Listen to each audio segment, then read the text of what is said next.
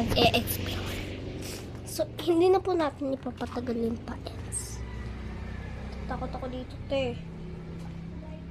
Ate? Ay.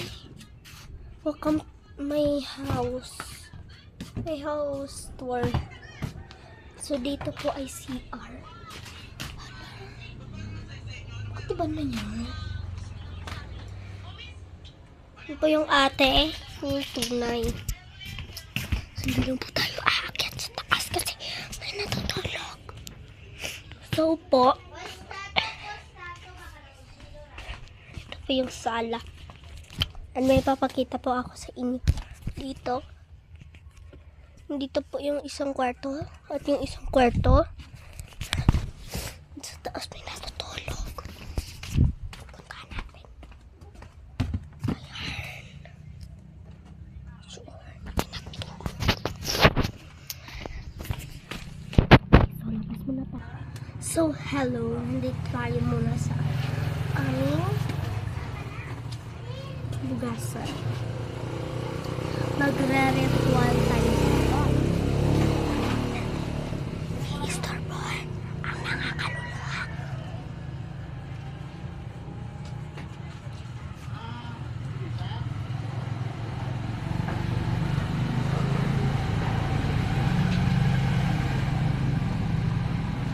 Di naririnig ko sila, ate.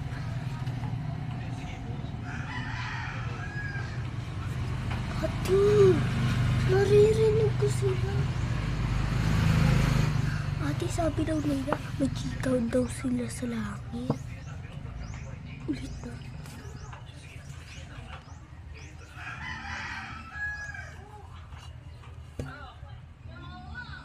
Ate. Ito ate.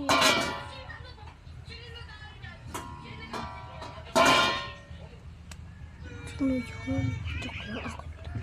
So, ipakita ko sa inyo ang bandage ko para malaman natin kung sino ang multong chichismis. So, bubuksan na po natin. Ang hirap to buksan eh. Ang damag!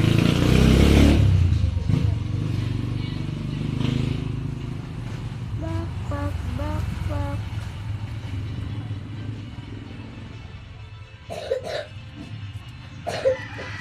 Hirap.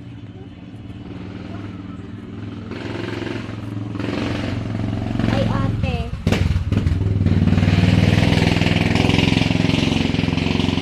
Ayan.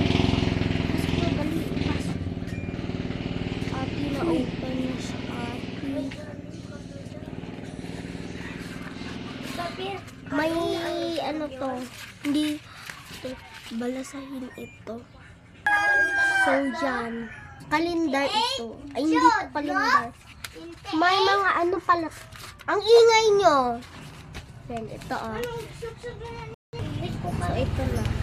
May mga number lang siya kung paano babasahin kung sino talagang nang mumulto dito. Kasi lang.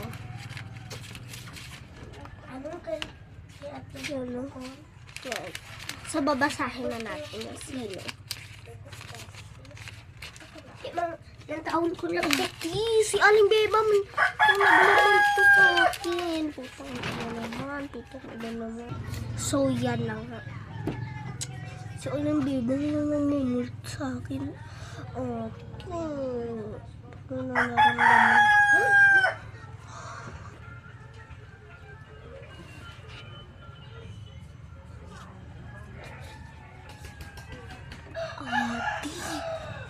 Naramdaman ko si Aling Bebang do. Parang iba yung kanyang anyo.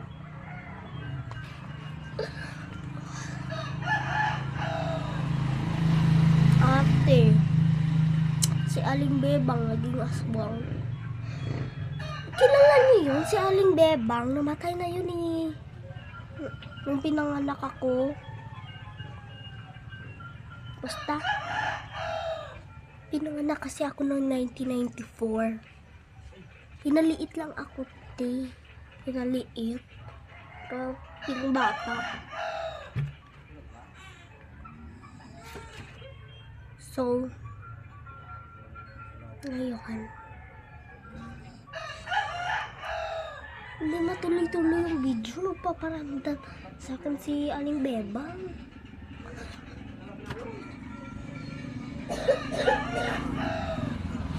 Ate, si Aling Bebang, iba yung kanyang boses. Si Aling Bebang, nasapian niyo ni kahapon, pero hindi niya bules.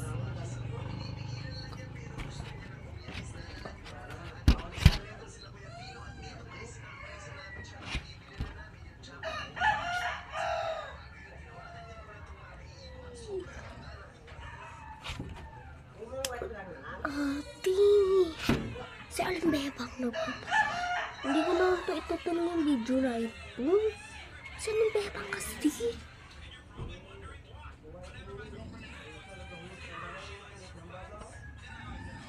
So, itutuslo ko to dito, ha.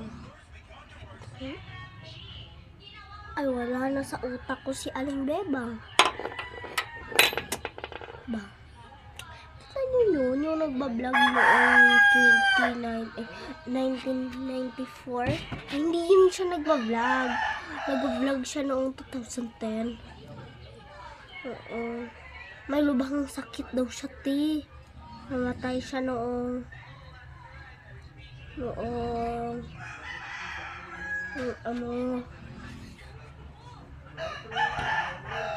ano ba yun? Basta nakalimutan ko na yun. Namatay siya noong 2020. Ay, hindi. Namatay siya pala noong 2011. Hindi ko nga alam kung bakit. Bakit talaga kung siya namatay. Kinumpirma daw yung kanyang sakit. Na may cancer siya. Hindi kayo maniniwala, no? Okay, maliwanag. Magliwanag kasi kayo. Para makita ni Aling Bebang. Oo. Kaano-ano ko yan sa Aling Bebang eh. Mabait pa yung kapitbahay, te. At saka binibigyan kami ng mami ko pera. 20K. 1 milyon ni hinahatagan. Binibigyan kami ng ganun. Hala. Namatay siya, tay. Kinumpirma siya talaga, te.